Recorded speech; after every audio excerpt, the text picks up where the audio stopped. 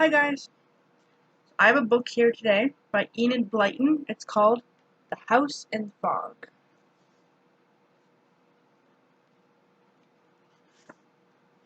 It's actually Polly's book, it's not mine. I'm just borrowing it. So it's got a whole bunch of short stories in it. So like if you look at the table of contents, all these stories, and then on the next page, there's a few more. See, there's a bunch of them. So I'm not going to read the whole book today because it's like 400 pages. Today I'm going to read The House in the Fog.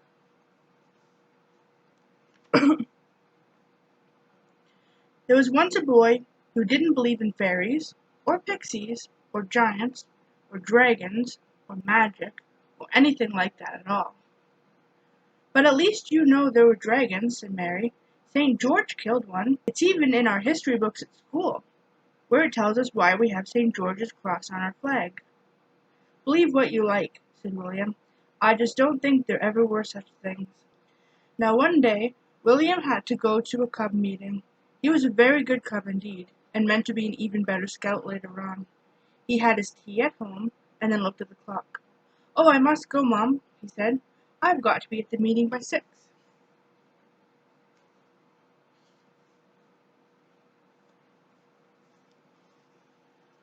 Picture. His mother peered out the window. It was a dark evening, and, dear me, how foggy it seemed too. I wonder if you ought to go, William, she said. It's getting foggy. Oh, Mum, what does that matter? Said William, putting on his cub jersey. I know my way blindfold. I can't possibly miss my way home. Well, William was certainly a very sensible boy, so his mother let him go. He got to the meeting in good time. William was always punctual. And he had a very nice evening. Then it was time to go home. The cub master looked out of the door. My word, he said, that fog is very thick. I hope you will find your way home all right. Well, we all go the same way, except William, said John, so we can keep together. What about William, though? Pooh, said William. Do you suppose I'd lose my way in a fog? A cub knows his way about, even if he can't see a thing. And off he went into the fog alone. Didn't he know his way perfectly well? Hadn't he walked the same road dozens of times? What did it matter if the fog was thick? He could easily find his way home.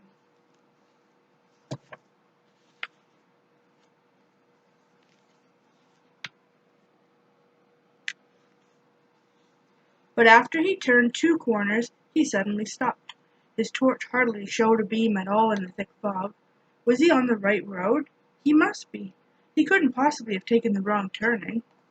He flashed his torch on the name of the road, printed on a wall nearby. Ah, yes, he was all right. It was Ash Tree Avenue. Thank goodness, he hadn't gone the wrong way after all. I've only to go down to the end of the road, turn sharply to the left, cross over, and then keep straight on until I get to my own house, said William to himself. So off he went again, his steps tap-tapping in the fog which now swirled thickly around him. He went on and on. Wherever was the end of Ash Tree Avenue? Surely it wasn't as long as this. On and on and on. William stopped, puzzled. He ought to have come to the end of it by now, and have turned left. He turned and went back. I'll start at the top again, where the name of the road is, he thought. His steps tap-tapped along again as he went. On and on he walked. He didn't come to the beginning of the road where he had seen the name. Where was it? He had kept on the very same pavement, and he hadn't crossed over at all. It must still be Ash Tree Avenue. But why didn't it end? He stopped again. He turned and went down the road this time. Surely he would come to the turning. On he went, but there really was no turning. What had happened?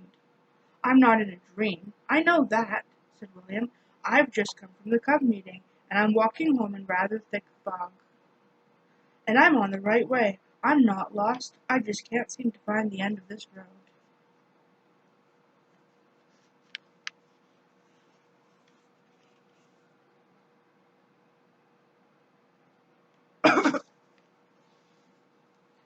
It was no use. He couldn't find it. No matter if he went up or down, there seemed no end and no beginning. This is absolutely silly, said William at last. There's no sense in it. I shall go into one of those houses and ask my way. He flashed the torch on the gate of the nearest house. He saw the name there, Aunty house. He went up the little path and came to the front door. It had a peculiar knocker in the shape of a man's head. The head had pointed ears and a wide grin. William knocked on the door with it. The door opened and a dim light shone out from the hall. Please, began William, could you tell me? Then he stopped. Nobody was there. There was just the open door and the dark hall and nothing else. How peculiar! William peered inside. A curious whistling noise came from the hall, like the wind makes in the chimney. Well, said William, if someone is whistling, someone is at home. I will go in. So in he went, and the door shut softly behind him. He walked up the hall and came to a room without a door. Someone was whistling there. The whistling stopped. Come in, said a high little voice. What do you want, William? William jumped. How did anyone in that house know his name? He looked around the room in surprise. A plump little man with pointed ears and remarkably green eyes was sitting in a rocking chair by an enormous fire. Rockety rock, he went. Rockety rock.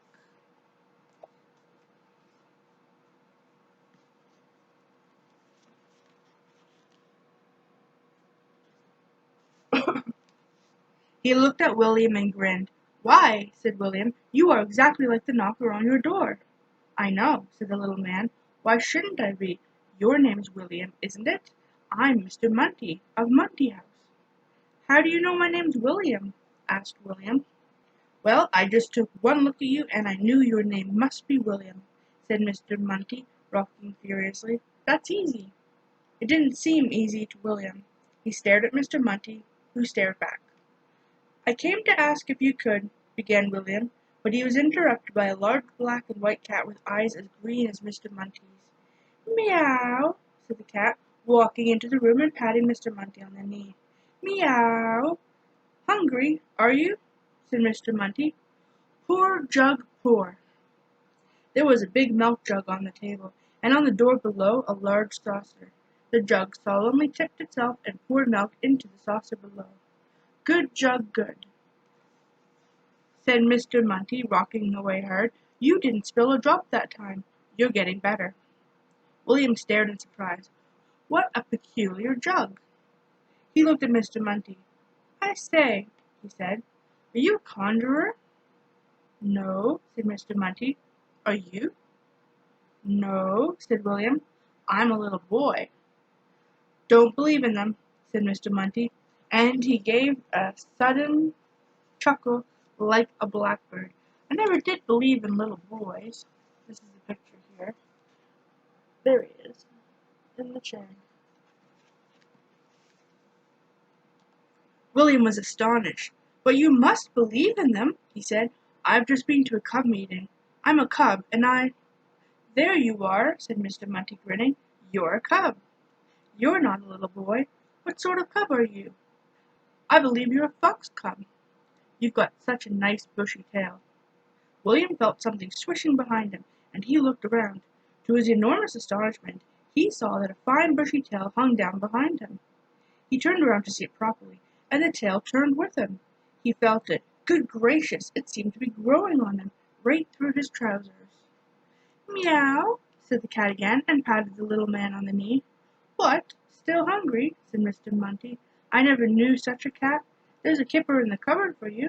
The cat went to the cupboard door, stood on its hind legs, and opened it. He sniffed inside the cupboard, put in his paw, and pulled out a kipper. It landed on the floor.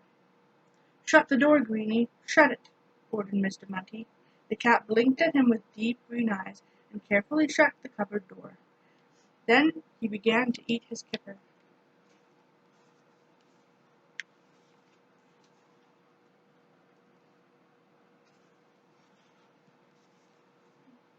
William stared, open-mouthed, forgetting his tail for the moment.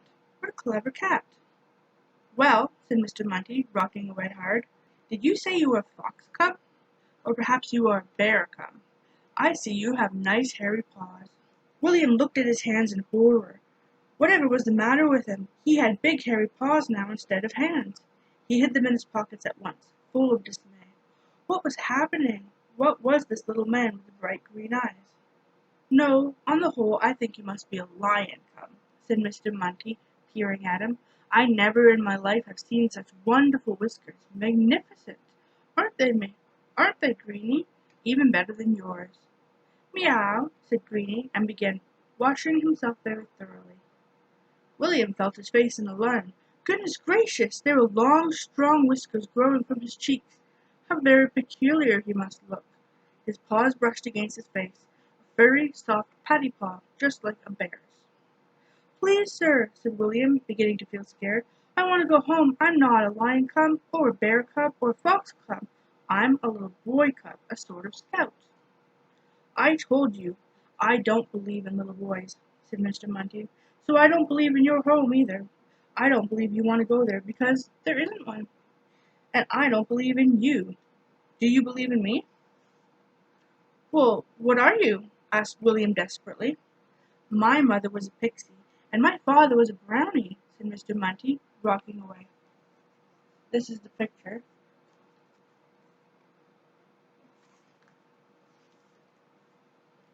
Then I don't believe in you, said poor William. I don't believe in fairies, or pixies, or brownies, or dragons, or giants, and I don't believe in little boys. So we're quits, said Mr. Munty with a wide grin. Ding dong, said the clock loudly, and danced all the way down to the end of the mantelpiece and back again.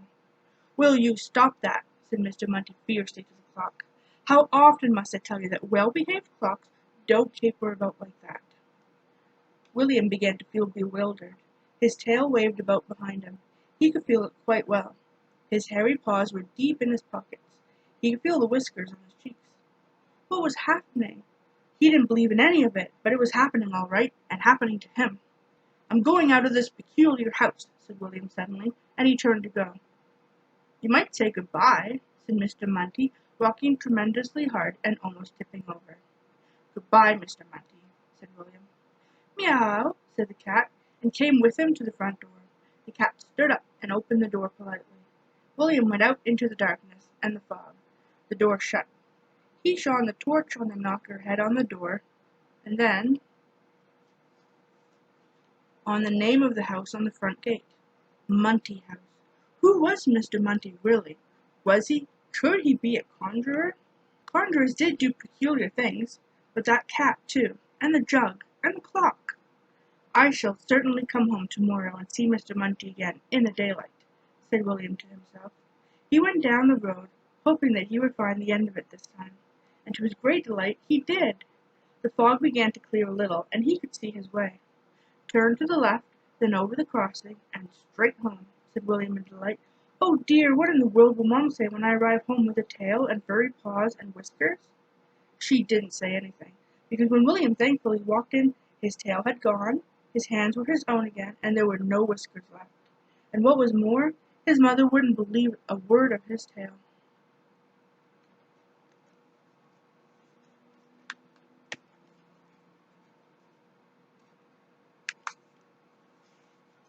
Fancy you making up such a silly story, she said. You're very late, William, and you needn't tell me a lot of fairy tales like that. Just tell me the truth. Now, the next day, as you can imagine, William went off to Ash Tree Avenue to look for Munty House, and the strange knocker on the door, and Mr. Munty himself. And will you believe it? Though he looked at every single house in the avenue, at least 3 times, not one of them was called Munty House, and not one had a knocker in the shape of a grinning head.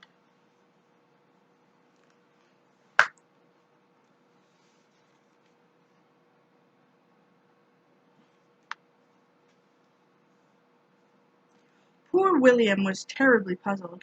He told his story to several people, but nobody believed him at all. How can you make up such a story when you always said you don't believe in things like that? Said Mary. He told it to me. That's how I know about it. I've no tell left, of course, said William. But see, there are a few little hairs still on my hands, and there's a place on my left cheek that feels a little bit like a whisker growing. Do do tell me what you think about it, please. Well, I don't know what to think. What do you think about it all? And that's the end of the story. So next time, I'll read one of the other stories to you. That's this book here. It's really good. It's got a lot of fun stories in there. The end. Bye guys. Hope you liked it.